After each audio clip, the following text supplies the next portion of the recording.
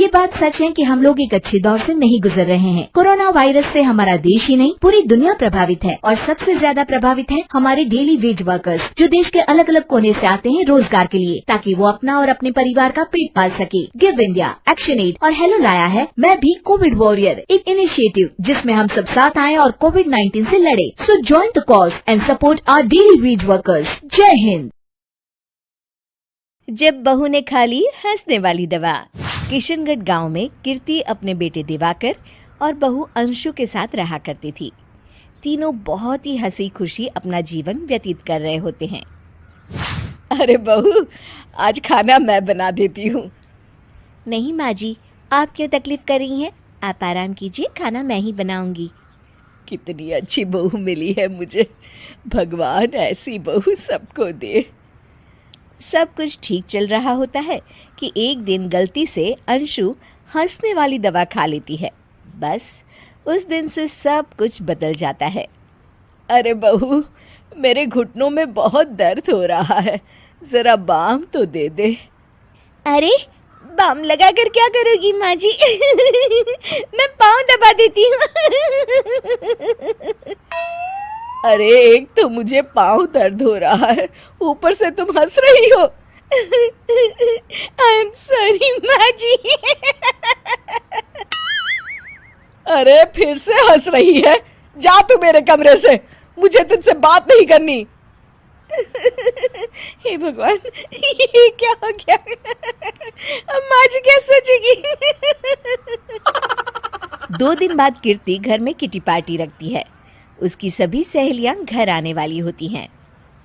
अरे बहू, मेरी कुछ सहेलियां आज दोपहर को घर आने वाली है, आज कुछ खाने में अच्छा सा बनाना। सहेलियां? क्यों, मेरी सहेलियां नहीं हो सकती क्या? तुम फिर से हंस रही हो। नहीं माँ जी, मैं हंस नहीं रही हूँ। अरे फिर से हंस रही हो और बोल रही हो कि हंस नहीं रही। नहीं माँ जी, मैं तो वो। तुम जाओ मेरे सामने से और किचन का काम कर लो, जाओ। दोपहर को कीर्ति की सभी दोस्त खाने पर आ जाती हैं।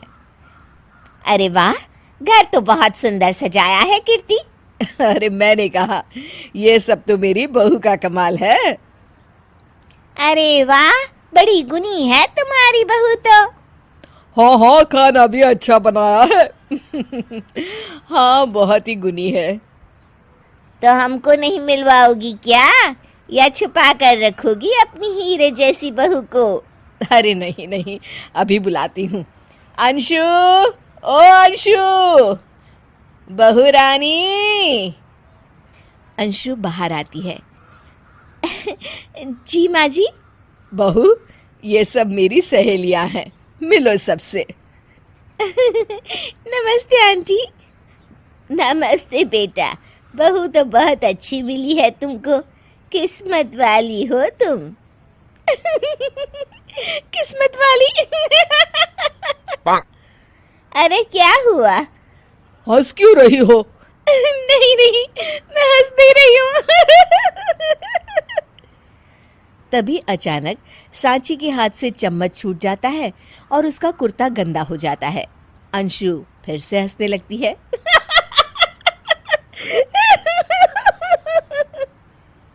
इधर सब सहेलियां गुस्सा होकर चली जाती हैं। कीर्ति भी नाराज होकर अपने कमरे में चली जाती है। हे भगवान, ये मैंने क्या कर डाला? इस तरह से तो माँ जी और उनकी सहेलियां नाराज हो गई। अगले दिन। बहू, ओ बहू, किधर हो? जी माँ जी।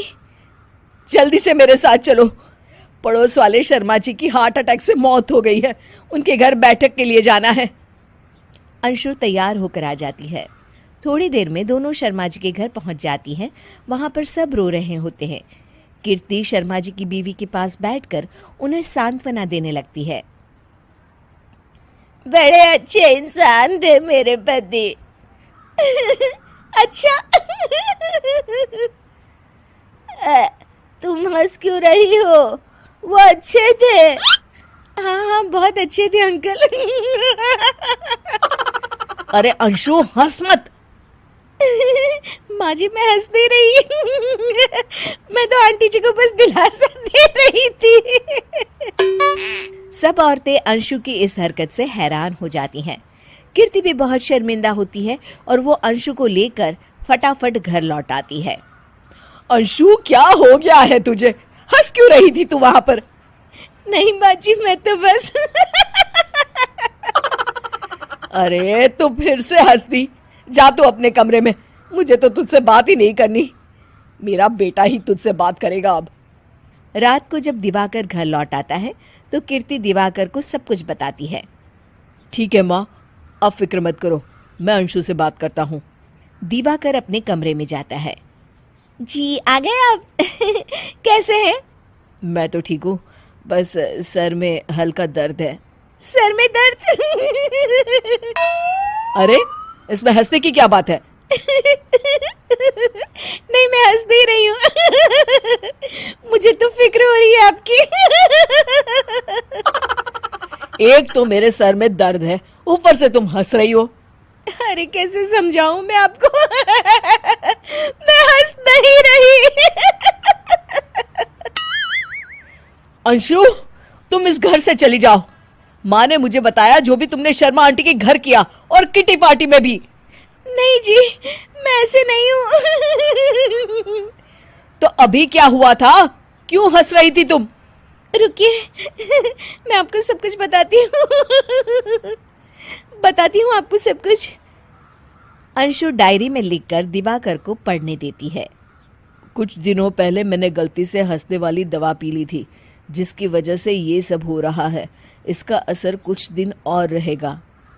अरे तो तुमने ये सब पहले क्यों नहीं बताया अंशु? वो मैंने माँ जी को बताने की बहुत कोशिश की मगर उन्होंने सुना ही नहीं।